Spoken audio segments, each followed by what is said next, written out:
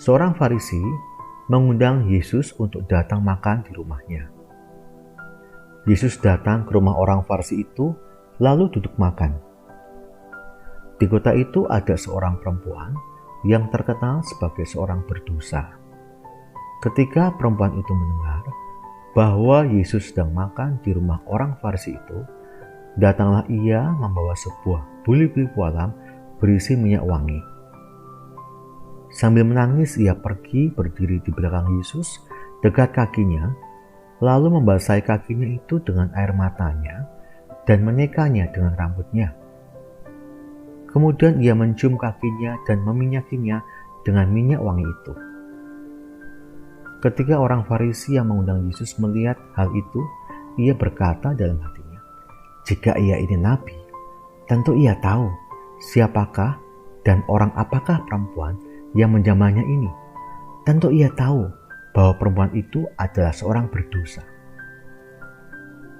Lalu Yesus berkata kepadanya, "Simon, ada yang hendak kukatakan kepadamu."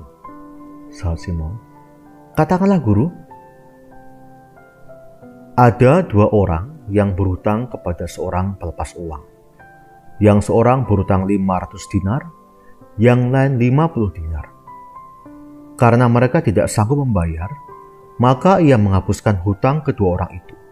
"Siapakah di antara mereka yang akan terlebih mengasihi dia?" Jawab Simon, "Aku kira dia yang paling banyak dihapuskan hutangnya." Kata Yesus kepadanya, "Betul pendapatmu itu."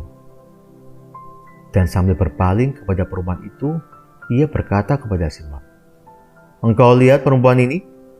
Aku masuk ke rumahmu, namun engkau tidak memberikan aku air untuk membasuh kakiku. Tetapi dia membasahi kakiku dengan air mata dan menyekanya dengan rambutnya. Engkau tidak mencium aku, tetapi sejak aku masuk, ia tiada henti-hentinya mencium kakiku. Engkau tidak meminyaki kepalaku dengan minyak, tetapi dia meminyaki kakiku dengan minyak wangi.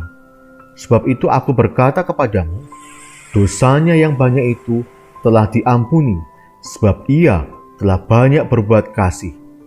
Tetapi orang yang sedikit diampuni, sedikit juga ia berbuat kasih." Lalu ia berkata kepada perempuan itu, "Dosamu telah diampuni."